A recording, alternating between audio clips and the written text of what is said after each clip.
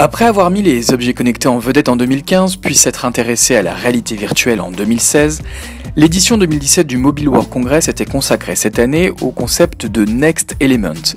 Mais quelle était la signification de ce thème pour le moins conceptuel ? La Mobile Marketing Association France a demandé à quelques-uns de ses membres de donner leur définition pour ce nouvel élément.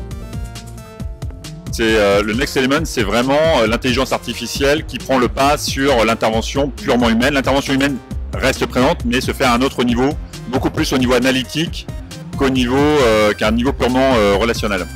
Alors selon AppsFlyer, le Next Element, c'est clairement la possibilité de générer des audiences sur mesure, donc plus de flexibilité dans l'accès aux données et également la possibilité de pouvoir réengager des utilisateurs pertinents. Alors, je vais juste rajouter le côté proactif, la proactivité. On va pouvoir alerter nos clients et recevoir des alertes en temps réel, en push, via Slack, via SMS, pour qu'ils puissent être assez réactifs et réagir le plus rapidement possible. Alors, le Next Element, c'est la connectivité entre les marques et les utilisateurs. Là, on le voit à travers le RCS, on pousse la communication à son maximum.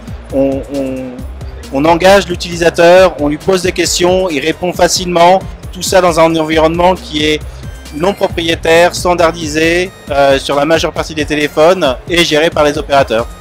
Bonjour, le Next Element, c'est probablement ce qui est lié à la contextualisation et l'information client, tout ce qu'on est capable de connaître de lui dans ses habitudes au quotidien. C'est en tout cas ce que nous croyons chez EasyWorld et ce qu'on s'attache à développer.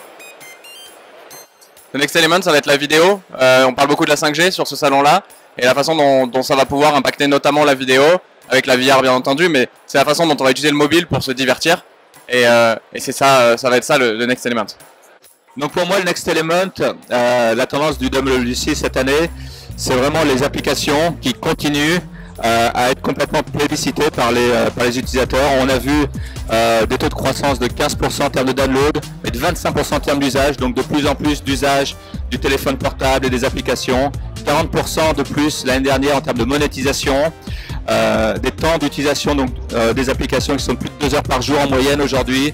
Alors pour nous, il y a un élément dont tout le monde parle en ce moment et qui pour nous semble important, c'est tout ce qui est Big Data, intelligence artificielle et machine learning.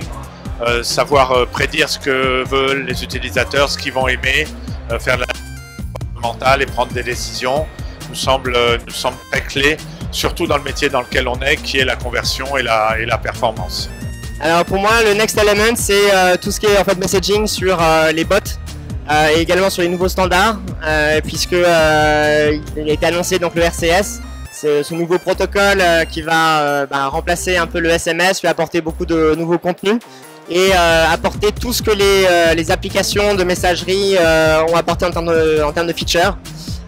Donc pour moi c'est vraiment ça le Next Element, la capacité à envoyer des messages riches avec de l'interactivité directement sur les téléphones sans forcément avoir une application spécifique.